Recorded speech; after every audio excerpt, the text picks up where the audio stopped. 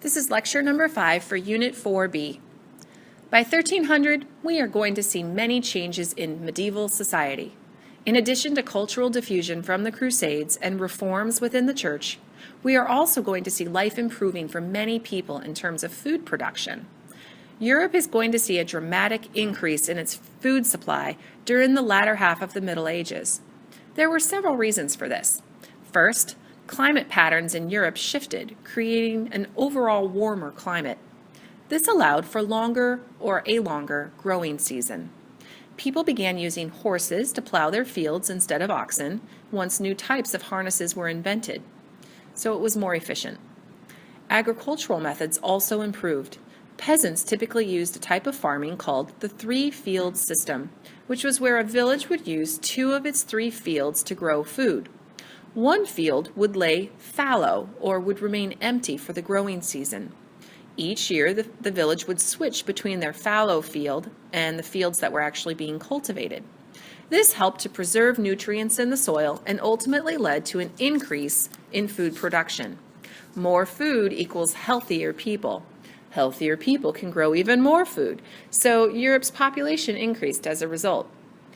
Another significant change during the Middle Ages included the establishment of a series of trade organizations called guilds. Guilds were business organizations that would set prices for products. These merchant guilds helped regulate production and the prices across Europe.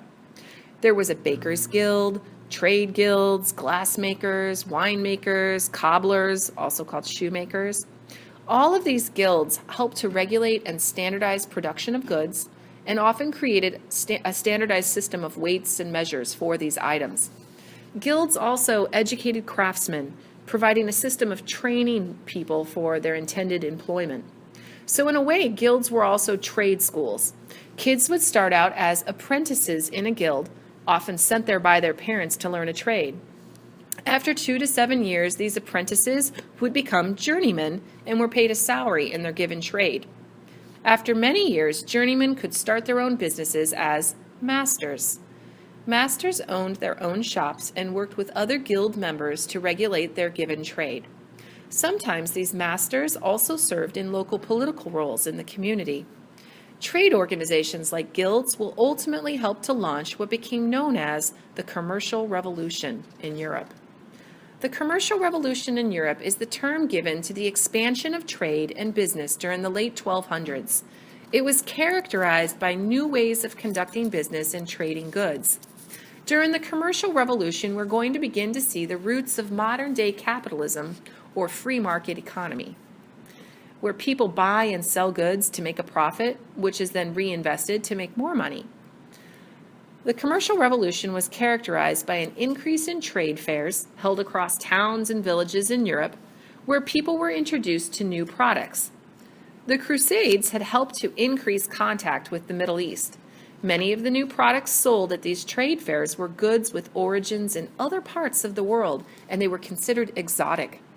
Additionally, the Commercial Revolution helped influence banking systems in Europe. Early banks were created as safe places to keep one's capital or wealth. These banks also loaned people money, and new businesses popped up as a result.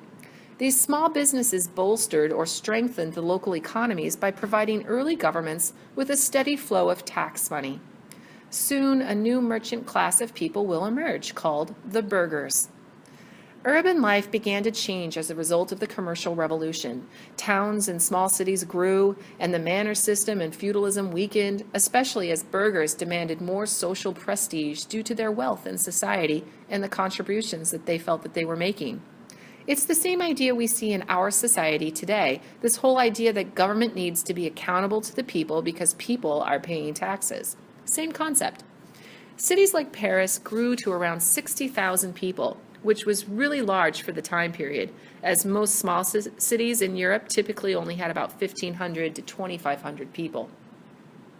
Education also changed during the latter portion of the Middle Ages.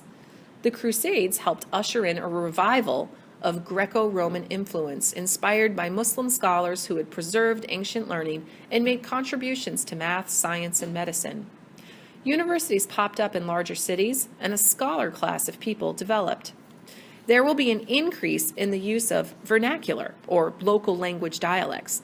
No longer was Latin the sole language used in education.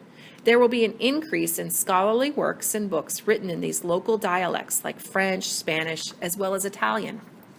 Famous vernacular works written during medieval times include Dante Alighieri's The Divine Comedy, written in the 1300s in Italian.